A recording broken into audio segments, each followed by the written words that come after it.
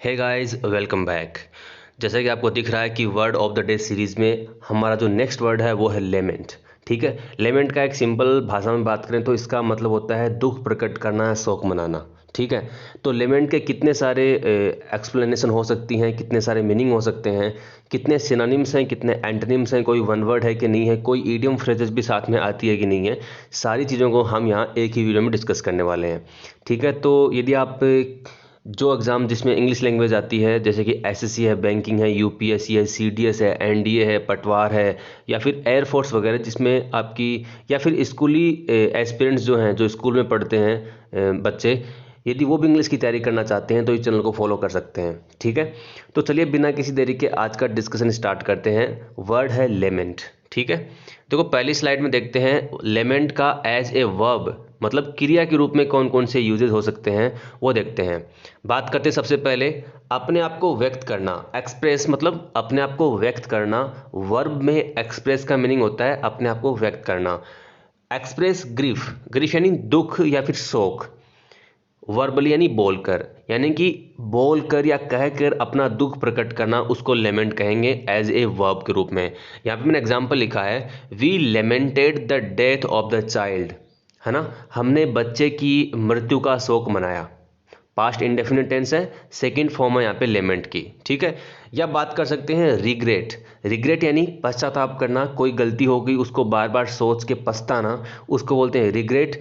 Regret strongly यानी बहुत ज़्यादा पश्चाताप करना किसी गलती का, उसको भी लेमेंट बोल सकते हैं। तो आपने देखा कि लेमेंट का कहीं ना कहीं सेंस होता है दुख प्रकट करना, दुख मनाना, शोक मनाना, पश्चाताप करना। ठीक है, चलिए आगे बढ़ते हैं, नेक्स्ट स्लाइड में चलते हैं। एज ए नाउन यानी जो आपकी संज्ञा है उसके रूप में लेमेंट कैसे यूज होता है।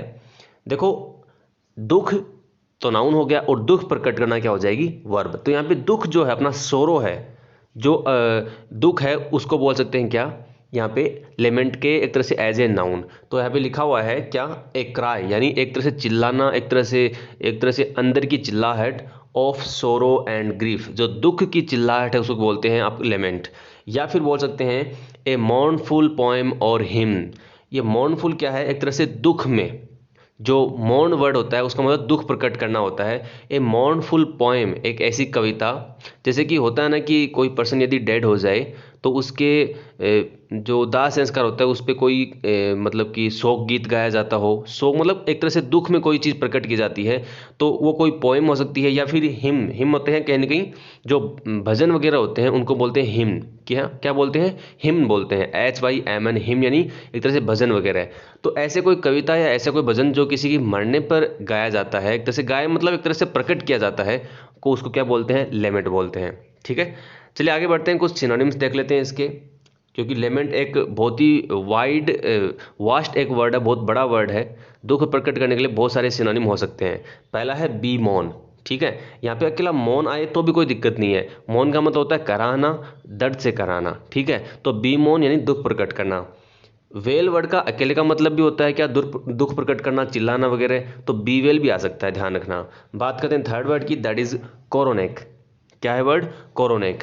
कोरोनेक का मतलब क्या होता है, एक सॉन्ग या फिर हिम यानी एक तरह से भजन, ऑफ मॉर्निंग यानी दुख का, कंपोज्ड और परफॉर्म्ड एज ए मेमोरियल यानी किसी की याद में, टू ए डेड पर्सन यानी किसी मृत व्यक्ति के लिए कोई यदि गाना या कविता गाई जाए तो उसको बोलते हैं कोरोनेक। ठीक है, ये आपका वन वर्ड में भी आ सकता है। एग्जाम में पूछ लिया जाएगा कि ऐसा कोई गीत जो कि किसी डेड पर्सन के एक तरह से मरने पे गाया जाता है, तो आप कोरोनेक यदि आपका ऑप्शन में है तो उसको कर सकते हैं। बात करते हैं नेक्स्ट वर्ड, दैट इज डिप्लोर। डिप्लोर होता है कहीं ना कहीं अपने आप को व्यक्त करना, अपना दुख प्रकट करना। देखो यहाँ पे क्या लिखा हुआ है, दुख प्रकट करना तो होता ही है, लेकिन थोड़ा सा डिफरेंट मीनिंग क्या वो देखते हैं। व्यक्त करना स्ट्रॉन्ग यानी मजबूत, डिसअप्रूवल यानी किसी ने आपको प्रपोजल दिया तो आप यदि स्ट्रांगली उसका अपोज करते हैं कि नहीं हमें तो ये प्रपोजल नहीं चाहिए, हम इसको नहीं मानेंगे, आप उसको डिसअप्रूव कर देते हैं, तो किसी बात का समर्थन नहीं करना, स्ट्रांगली समर्थन नहीं करना, उसको बोलते हैं डिप्लोर करना। We deplore the government's treatment of political prisoners.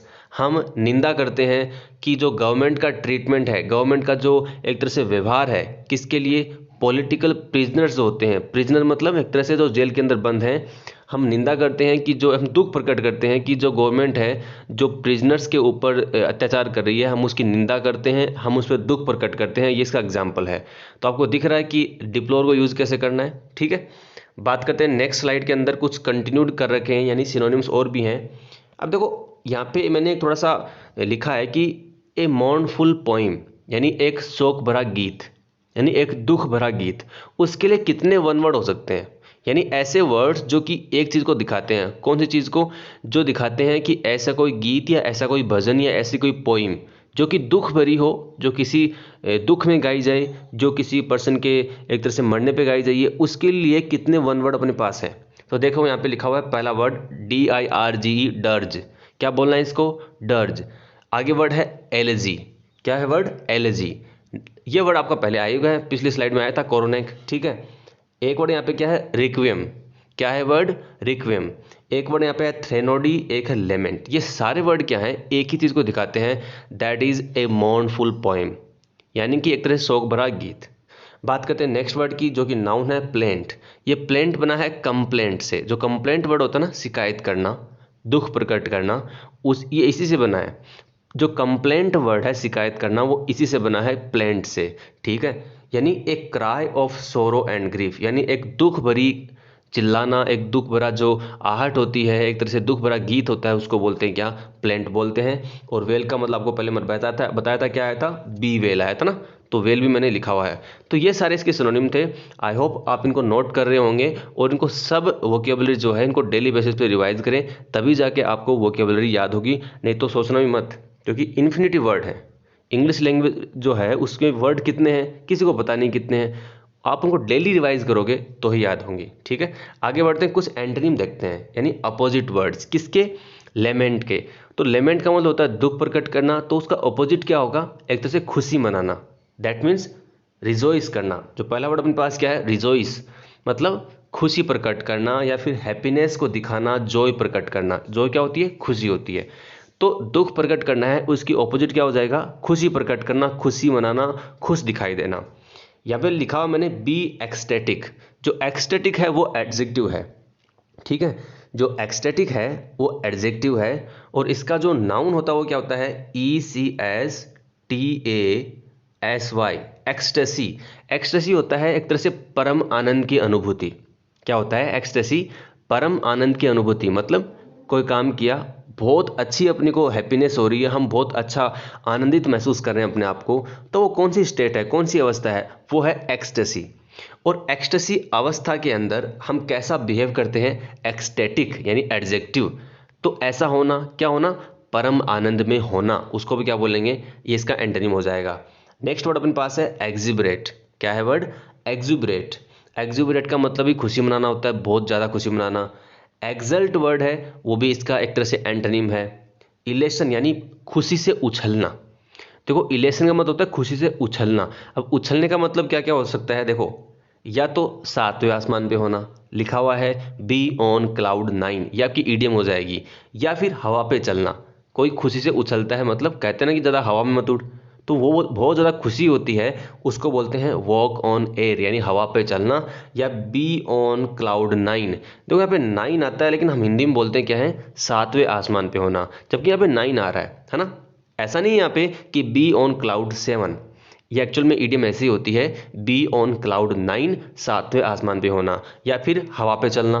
तो ये सारे क्या वर्ड है? किसी न किसी खुशी को दर्शाते हैं। ठीक है, चलिए आगे बढ़ते हैं। और कुछ वर्ड अपने पास हैं। जुबिलेट मतलब खुशी मनाना और हंसना और खुशी मनाना।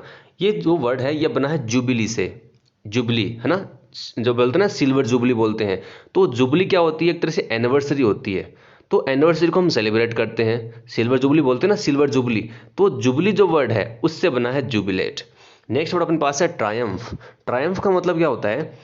ट्रायम्फ का सिंपल मीनिंग मैं बोलूँ तो विजय। जैसे युद्ध है, किसी ने युद्ध जीत लिया, तो कहने का मतलब वहाँ पे विजय होगी किसी न किसी की, तो विजय के अंदर जो खुशी मनाई जाएगी उसको बोलते हैं ट्रायम्फ। ठीक है, नेक्स्ट वर्ड अपने पास है वेलो। वेलो का मतलब होता है डिलाइट यानी खुशी मनाना, ग्रेटली यानी बहुत ही अच्छे तरीके से, बहुत ही बड़े पैमाने पर खुशी मनाना, उसको बोलते हैं वेलो। एग्जाम्पल लिखा मैंने इसका, वेलो इन योर सक्सेस यानी सक्सेस के अंदर बहुत ज़्यादा खुशी मनाओ। ठीक है। तो चलिए, ये अपने सारे वर्ड्स थे आज के। आई होप कि आपको सारे वर्ड समझ में आए होंगे और आई होप कि आप सारे वर्ड्स को नोट भी कर रहे हैं। ठीक है, तो यदि आपको वोकेबलरी सेक्शन के लिए प्रिपरेशन करनी है तो आप इस चैनल को कंटिन्यूस फॉलो करते रहिए और अपने दोस्तों के साथ as much as you can इसको शेयर भी कीजिए ताकि वो भी इसका लाभ उठा सकें। ठीक है, तो मिलते हैं नेक्स्ट वीडियो में। तब तक के लिए all the best, good bye.